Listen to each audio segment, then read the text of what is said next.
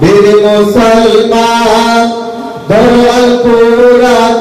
ফিরাইয়া আনো সেই হারানো সম্মান নারায়ে তাকবীর আল্লাহু আকবার নারায়ে তাকবীর আল্লাহু আকবার ফুল তাকবীর ধ্বনি দরায়ার একবার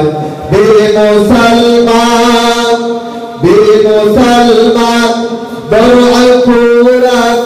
ফিরাইয়া আনো সেই হারানো সম্মান বীর মুসলমান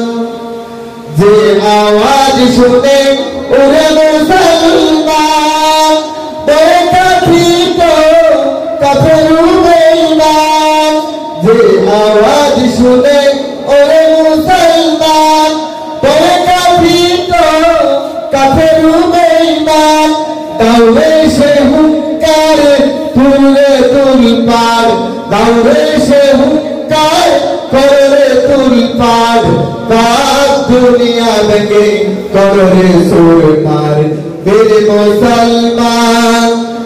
মুসলমান ধরো আল কোরআন ফিরাইয়া আনো সেই হারানো সম্মান লিল্লাহি তাকবীর আল্লাহু আকবার নারায়ে তাকবীর আল্লাহু আকবার ফুল তাকবীর ধ্বনি দরায়ার একবার বীর মুসলমান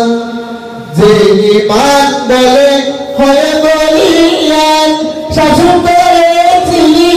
দুনিয়া জাহান সত্যের সে তলোয়ার না তুলে আরেকবার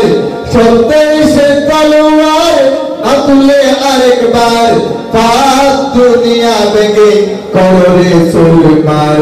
বীর মুসলমান ধরো আল কোরআন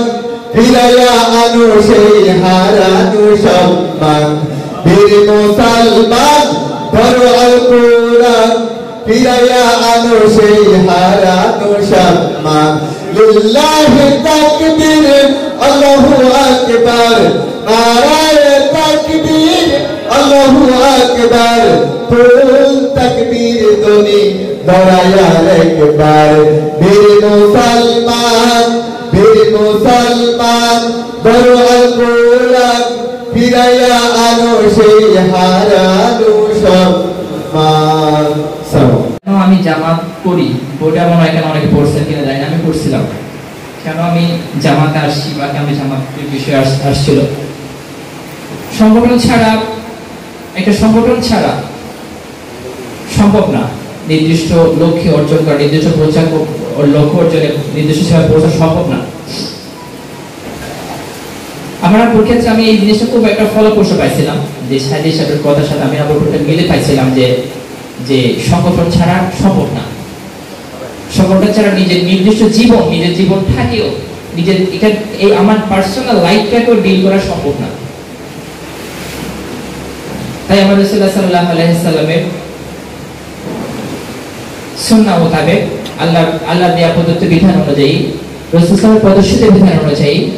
আমরা সেই সংগঠনকে আঁকড়ে ধরবো